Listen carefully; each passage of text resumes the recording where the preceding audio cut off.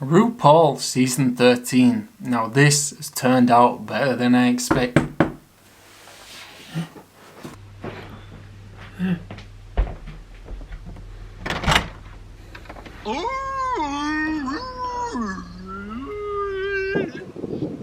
If you could stand up for us, please.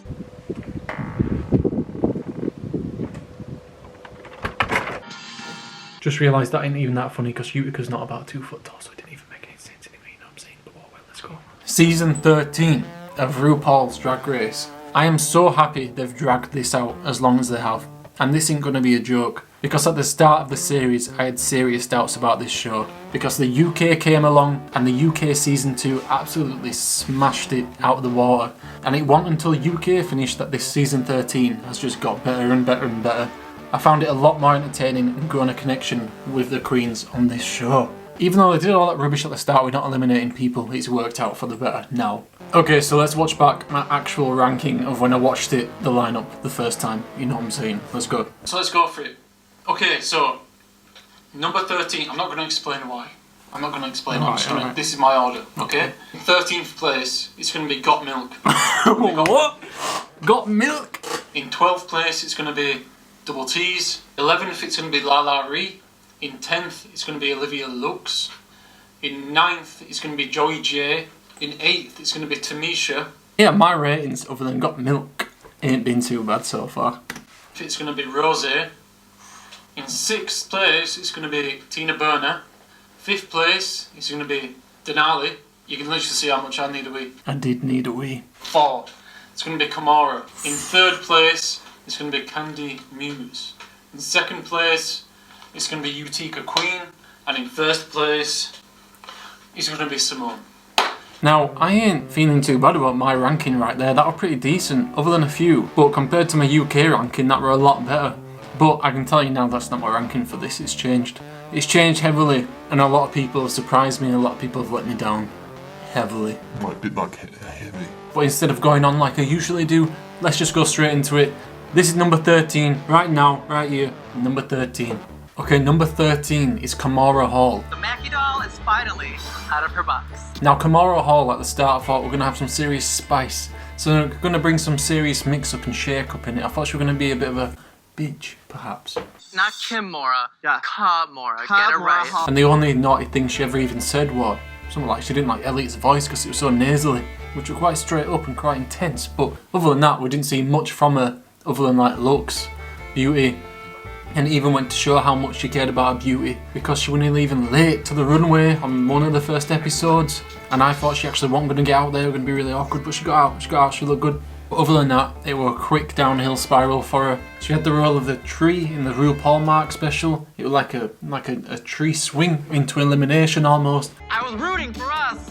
Olivia even called it a train wreck, but the truth is I reckon even if Olivia was a tree, she would have been just as bad or even worse. Then straight onto the lip sync, she had no chance in that dress. Great dress, looked great, but it wasn't going to work right. One of the things I liked about Kamara is her coming out about that she kind of hides her drag lifestyle at home from a boyfriend. I don't know if it's like they're not getting on, they might be getting along just fine, but whenever I do drag, I try to do it like away from him. She's not able to portray herself the way she wants, and that maybe came off in the show. Like if she felt like she could go full blast and 100 miles an hour with it, maybe she would have gone further, but not this time, Kamara.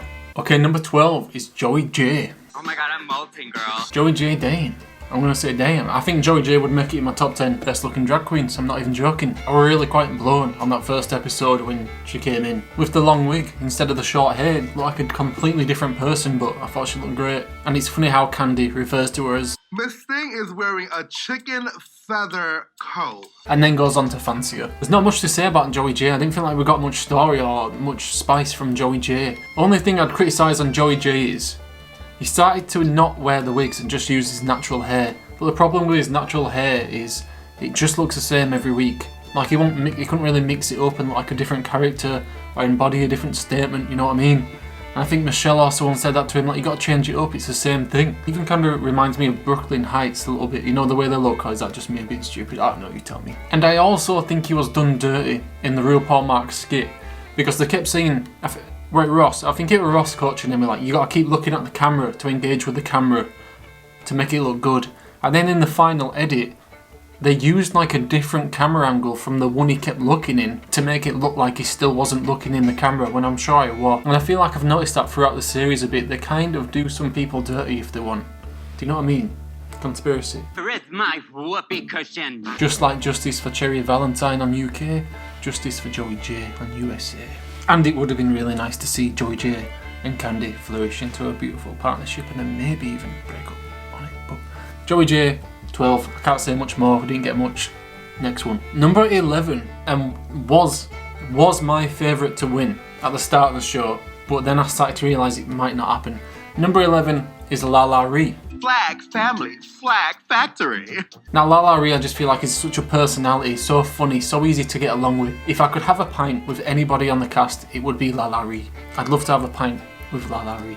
I love the personality, but it was certain things that needed touching up throughout the show.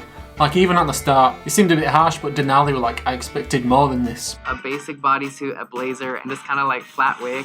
Okay, cute. But I felt like that a lot of times with Lala Ree. You know, like on the runway, or certain times during performances or rehearsals when she'd forget her lines. You always wanted her to do well because she just seemed like such a good personality. Trip on these good people's runway, but don't fall home. Do not fall. You wanted her to succeed, even though you thought she's gonna go out because there's things going bad here. You wanted her to succeed. You wanted to pretend those shopping bags actually look good. Even though Ru said that might have been one of the worst looks that's ever been on the runway, it was still good enough for us. And I did not fall. Okay, number 10, and the person I have the most notes on out of anybody maybe on this list is Utica. Queen of the unexpected. I am the wacky inflatable waving arms tube queen. Now I remember watching the intro, Meeting the Queens, and I thought Utica is going to do really well. This is probably based off how much I liked Crystal Method. I thought Utica, spooky, weird queen, creative, artistic, she's going to do great. I'm going to really like her. What has happened? What has happened? It's just progressively gone. Just cannot deal with that. I just can't. I need something. I mean, I'm just going to read some of my notes. It's just like, it's like I've gone angry. Things didn't have context with her. It was just an idea and then she threw it. And it... Right, you know what, right, the first thing I have to do with Utica, I'm gonna get all the bad things off my chest. Like, I have to get it out. Okay, like, the first episode, she wore a strawberry on her head because she used to be allergic, and for no other reason. She looks like the head of the Golden Company in Game of Thrones. That's not a bad thing, but I just feel it in there. She's constantly pulling this mouth of... ruining everything. I mean, stop doing the mouth. Stop doing the mouth. She was using that for the disco performance. Everyone else were proper jamming it like, yes. And then Utica's there going, like she's done some hard kind of crack or something, I don't know, it was... Oh. She wore squirrels on her head to be Bob Ross when the guy had an afro, and she said it because she didn't want to offend anyone, but then she goes on the roast and becomes the most offensive person of them all. Gap-toothed and full of bull semen. And it's like she don't even realise. It's like an idea comes into her head. She's like, yeah? You know that art which is just like paint splattered on a canvas and it sells for like 10 grand, but don't make any sense. That's Utica summed up. I mean, even as Bob Ross on Snatch Game, she's like she ran out of ideas, so she sprayed the paint on her tongue. That can't have been real paint. Can you imagine if that were real paint? But she sprayed it on her tongue. Why? It's just like, why? I've just become so uncomfortable watching Utica. Like, you always expect something to go wrong. Or for the person who don't want to offend people, like I said, she's going to say something that's just going to make your bum twitch, you know what I mean? Yeah. And when she was doing the roast and it got cringy, I lived by myself and I was watching it, literally sat here on the TVs over there. I walked around the room. You know when you can't sit still because you're so uncomfortable? I walked around the room when she was performing. Right, let's just say some good things. I think one of the best she ever looked was when she was Simone. You know, the doppelganger week. She looked great. Even Ru, like, she holds herself up better. She actually had a different side to her and you felt more comfortable. Like, she looked confident. Like, at the end of the day, I don't feel like Utica is meant for the stage. I feel like she's a great designer. She's great at runway looks, a great artist. Like that, she could make $1 million doing that. That is her thing. But on the stage, I just felt really uncomfortable. But I was surprised she lasted that long. After all those lip syncs, it was just like, what's going on? Utica, just didn't feel it, but the fashion side, yeah, okay. Okay, number 9 is Tamisha Iman. Holla at me, I know you know me. Holla at me, I know you know me. Now, Tamisha Iman exceeded my expectations. Like, personally, I didn't think I was gonna like her as much or she'd be as fun, but she's one of the most fun, enjoyable people to watch on the show. And like Lala Ree, I felt like I was very connected to her personally. Not really connected, but like supported her personally. Like, that was my favourite thing to watch, you know, like the cutscenes of her talking, pretty much. And I'm not too upset about where she placed, because I feel like she had the great rivalry with Candy, like there was that spice there, but then they had the respect at the end. She was never hitting the top heights, but she always like a consistent medium. But sometimes look behind in like dance routines or little things where it could have been neater. You say neater, and this guy, this woman, this grown-ass woman, I won't look your way. Don't speak to me. I won't speak to you. I don't need you to tell me that. I'm a grown-ass woman. is an inspiration for anyone on the show and people watching. Came back from cancer, literally last season, didn't get on the season because she had cancer. Knocked cancer out of park, came back, even not at full health, has a ostomy bag, is it, on her stomach, even still performed with that and even told us about it, which is a very brave thing to do. And even the life, had kids at 14, went off and made something of himself, became this drag queen that everybody knows. He's an inspirational person. I did really like Tamisha Iman, and Tamisha Iman. Okay, number 8 is Olivia Lux. Lux, be a lady tonight. Now, Olivia Lux, damn. I had such high hopes for Olivia Lux. It was, I know I'm saying decline and incline and all this a lot, but it was literally like, I actually thought when she was like at the start saying, everyone's underrating me, I have a lot more to give.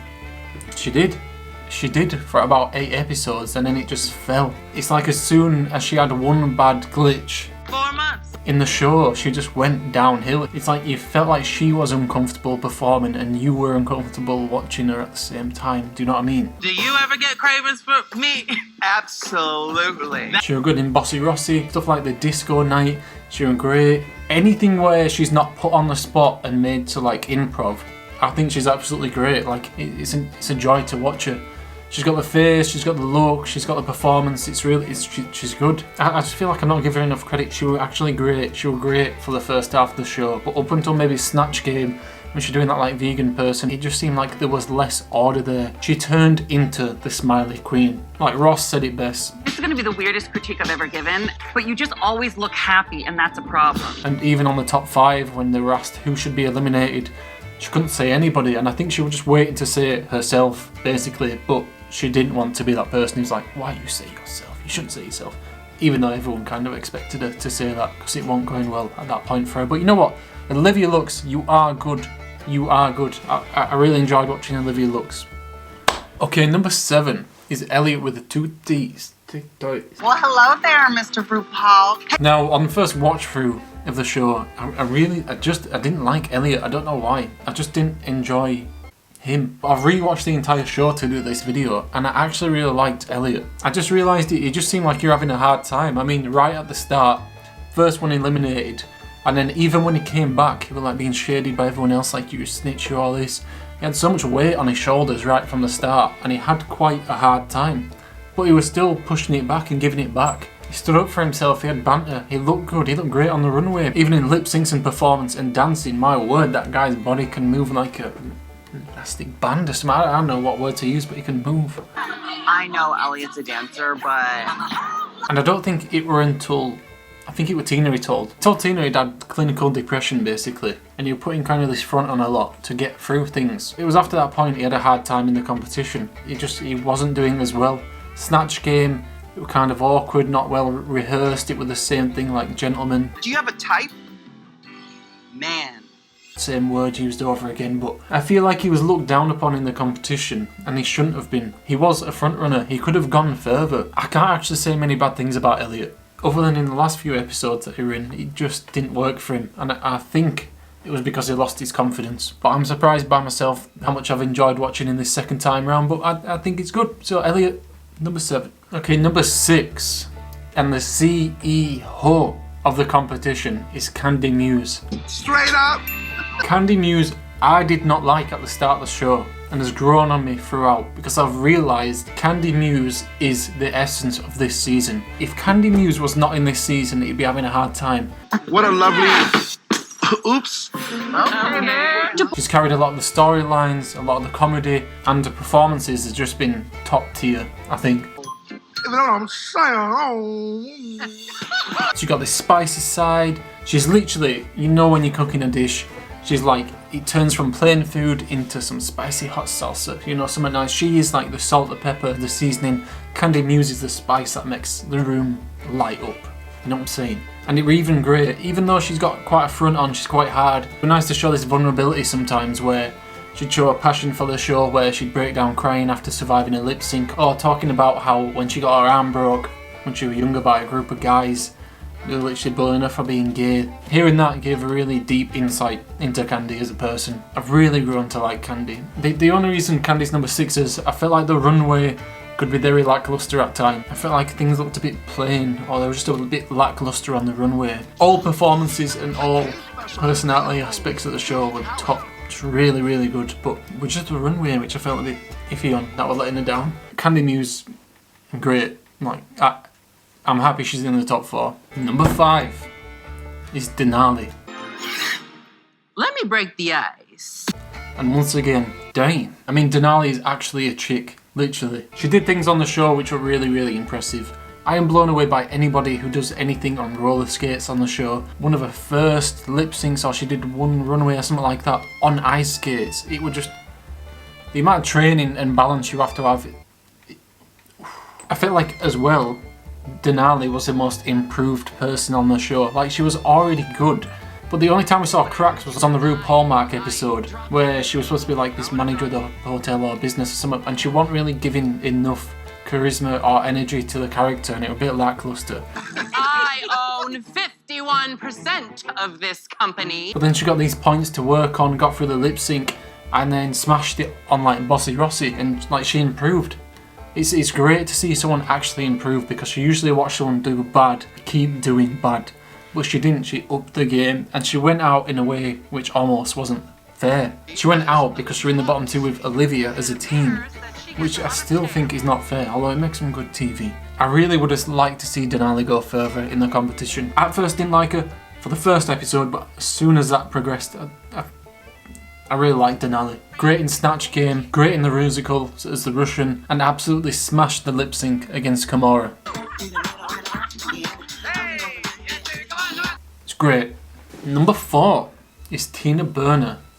Hell yeah! Tina Burner, I did not like Tina Burner's face at the start of the show. You know when you start watching the show and you judge someone like, I'm not going to like them because of the face. Yet I ended up loving that face. Tina Burner is one of the best competitors on there that I've watched, and one of my favourite drag queens, I'm going to say. Like, Tina Burner on every performance, ruled the stage. On Moulin Rouge, ruled the stage, always confident in facial expressions, always looking the judges in the eye, like a performer who wants the audience engaged. Will move her body the best she can to like get into the mode. In the disco performance, she was going to it. Even within the mini challenges Rockstar, she was going for it. And even at the start of the show, they were in the workroom, everyone asked like, who do you think the biggest competition is in here? Most people said Tina. And I'm surprised she went home as early as she did, because I thought she'd be top 3. I thought all the outfits on the runway were good, even though sometimes they got slated. I thought they were good. The makeup got slated sometimes, I thought it was fine. And she even so dedicated before she wore one outfit, she shaved back of her head. Tina even confident in looking like Ronald McDonald, man. Okay, number 3 is Got Milk. I'm joking. Number 3 is Got Mick. Thank you. Hold the applause. Got Mick, I could put as number 1. I would have put as number 1 a couple of weeks ago, but in the recent episodes I feel like he's fallen flat in a few ways. I always feel comfortable watching Gottmik because you feel like he's going to have a great performance every single time, and he does, other than in the last few episodes. But he's like this little skater dude slash this billionaire daughter, heir of a billionaire, You know what I mean? Smashed every single runway, even on things like Snatch Game. Did a performance probably just as good as Bimini's on UK's Katie Price. You're so obsessed with me, it's everything. I kind of am You're obsessed with you. Gottmik's Paris Hilton was just, it was so good. Like, he knew he'd won. It were great. Even when in rehearsals, Gottmik seemed unsure about himself, he always smashed it in the actual show. Like, he stepped his pussy up. But also, it's hard, Ross. And even in the roast, he wasn't sure of himself in the rehearsals, but then it came to the roast, improved, smashed the lines. That watches porn and comes when the pizza gets delivered. And even him talking to us about being transgender, he only really mentioned it once. Like, mentioned his chest surgery, mentioned like being uncomfortable telling the other queens about it at the start. He didn't have to remind anyone on the show, because the fact is, he's Gottmik. He's a great performer, great personality, great person to watch. And I also find him as just as great embodiment, literally a spokesperson for transgender community to everybody else. He's just him. He is him. Do you know what I mean? He is who he is. It was great to watch. It was great to watch. And I can't believe I ranked Gottmik 13th before. I've really enjoyed Gottmik. I would be happy if Gottmik wins. And talking about the transgender side, I find it really funny when he said, So, born a girl, transitioned to a guy, dressed like a girl for money. He's just so straightforward. He's really like Gottmik. I didn't even criticise Gottmik. Right, I forgot. Criticised Gottmik wise. In the last few episodes, there were cracks from like rehearsals, not seeming confident. And then the advertisement episode for the soda, there were no change in when he was drinking the soda to what he was coming out as. But there were just small little things of why I've put him as third. When like he couldn't stop laughing at Candy or Tina, I can't remember who it was. Yeah. And the Paris Hilton type vibe of like bimbo-y started to come up quite a lot at the end. And I know I'm not finished on the season, but I have actually changed Gottmik from number 1 for someone else because of this. But Gottmik, 2 thumbs up. Okay, number 2. Number 2 is Simone. And I'm the Ebony in Chapter. Quite similar ranking to what I predicted Simone. She seemed like she was going to be good all the way through, and she was. I felt like we could always be confident with her. And really, from around the RuPaul mark point, when she was like the estate agent woman, and she was really funny. For the next couple of episodes, she was just like banging it out. Every performance was just like, in my head I thought she's gonna win. And I'll be putting up a wall factory, to me! But also at that point, I also felt like she started to feel a bit confident or overly confident in herself, like she thought she was gonna win. And things started to feel the same-ish around just after the middle point of the series. Like everything she was doing were kind of the same. You know, like it was going like that, and then it kind of got a bit flat, and it was like, show me something new. Then she started to have some trouble around the roast. Like on Utica's, I was like walking around the room. I was still kind of walking around the room on Simone's, because you expect her to do so well, and that was just like, what happened on the roast? Goodness gracious. But I think the following episode she kind of became a bit more emotional. She kind of showed her vulnerability a little bit more, which Ru and me like. Seeing how she don't want to let her house down, people back at home, like she feels like she's got this pressure on her to do well. She just couldn't make it. And I don't want that to be my story. And she actually teared up a bit. And it was nice to see more of a personal side of her. Like, not the confident side, like I'm going to do this, I'm going to smash this, and this is why it's going to be so good. This is the intensity of the show. People around me are pretty much just as good as me as well, at these final people. I need to pick it up, and I feel like she has. Like, her soda commercial I felt were really funny, even Ru said he was singing along with it. Everybody got a sweet tooth. The Snatch Game's Tubman, I felt like she was great, it was funny.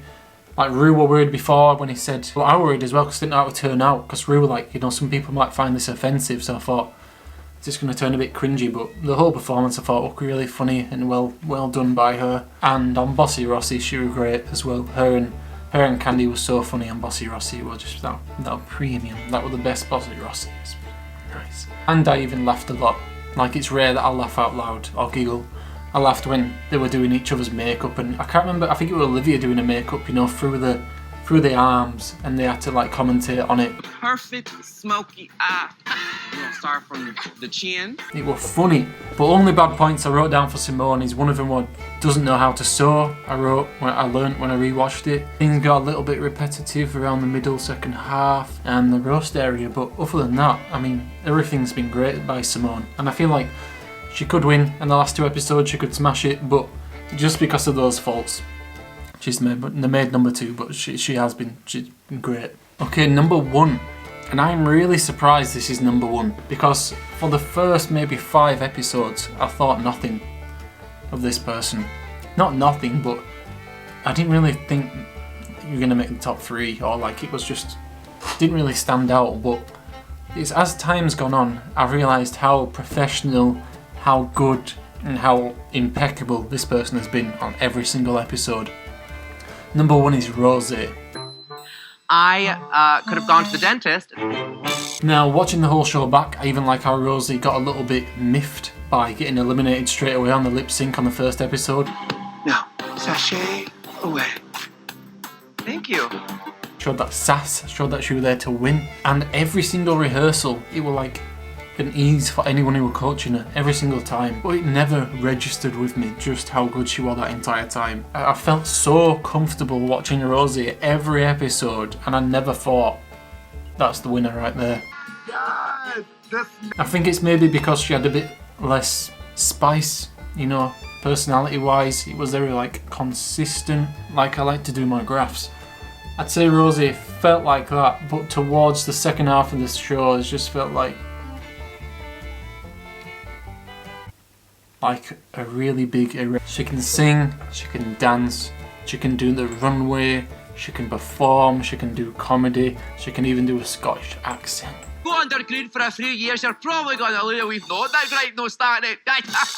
Oh, Rose has this funny ass Ireland accent. I do think Rosie is gonna win, and it would make sense for Rosie to win. I don't think she's been in the bottom 2 at all. Goes to show why. Literally is fine wine. I don't even have any negative points to put about Rosie at all. There's not. I don't think she's done anything bad. Cause she hasn't. Actually, like, tell me if she's done something bad in the show. But everything's been very well done. Rosie's number 1. There you go. And that wraps it up. That wraps up the USA one. So what's next? All Stars? Something else? I need to watch something. You know what I mean? I need something after this. Also, if you're still watching at this point, I'm meeting Jujubee in July for meet and greet. If you're going to be there in Leeds, I'll see you there. But other than that, Cause Light, please sponsor. Well, thanks for watching anyway. I'm going to wrap it up because I don't even know why I carry on talking at this point because you know what I mean. Thanks for watching. See you around.